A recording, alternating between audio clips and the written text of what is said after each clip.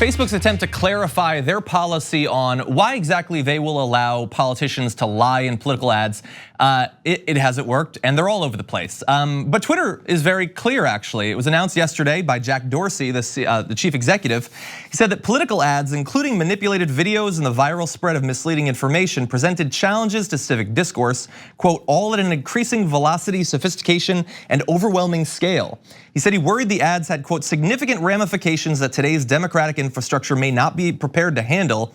And he added that he believed that the reach of political messages should be earned, not bought. And therefore, they will not be allowed. No politicians ads, no issue-based ads. So it's a pretty wide ban on Twitter.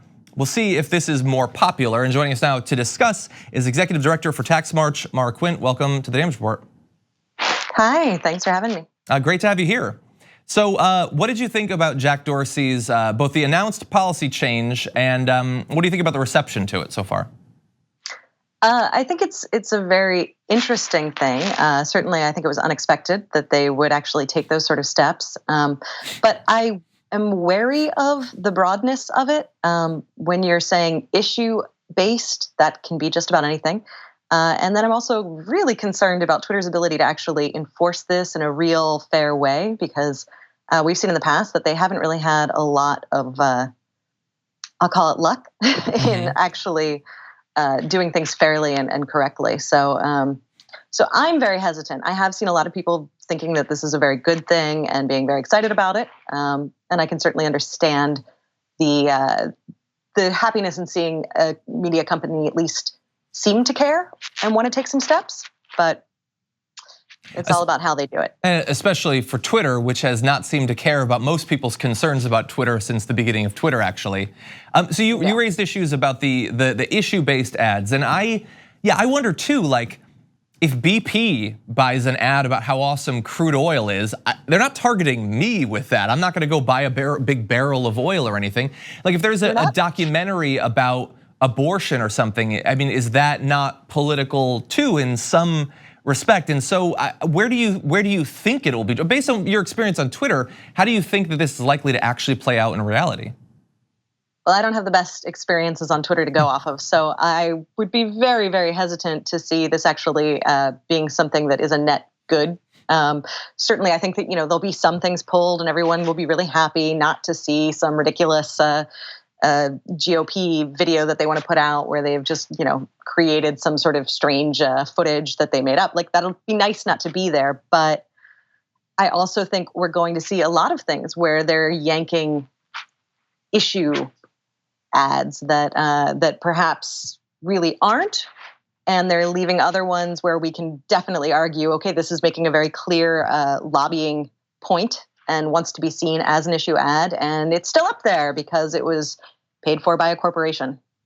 I've been watching since the announcement to see, both people I don't tend to agree with politically, but those I do. What do they think about this? Because it's a very different stance than Facebook, and it's been interesting who has come out in support and who's against. There's a lot of progressive voices on Twitter that are saying that this is overbroad, that this would harm campaigns like, for instance, Bernie Sanders, who does a lot of Twitter advertising. That sort of more organic sort of advertising could be hurt.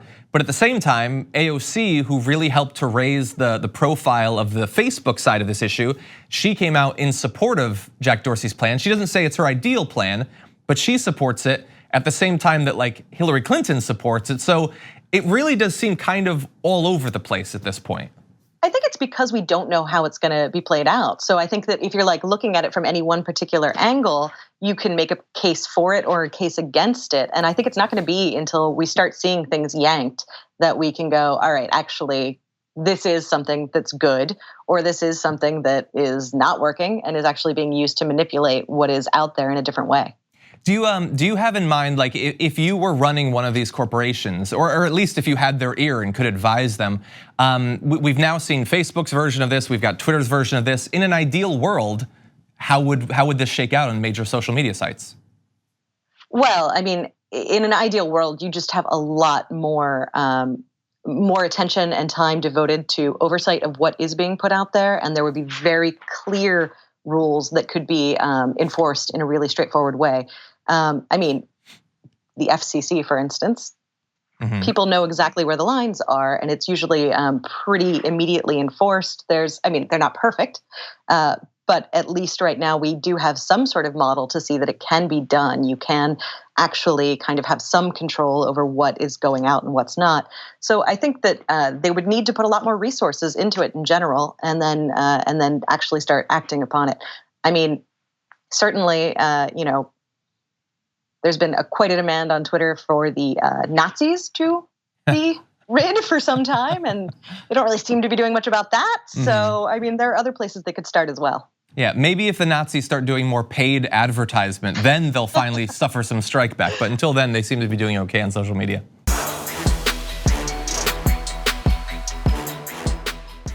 Check out the Damage Report podcast each day, wherever you get your podcasts, whether Pocket Casts or Stitcher or iTunes. You can join me as I give you the news and stories you want, with a range of co-hosts and interview guests jumping in on the fun each day. Again, that's the Damage Report, wherever you get your podcasts. And if you get them at iTunes, don't forget to rate and review. Sometimes I'll read them live on the show.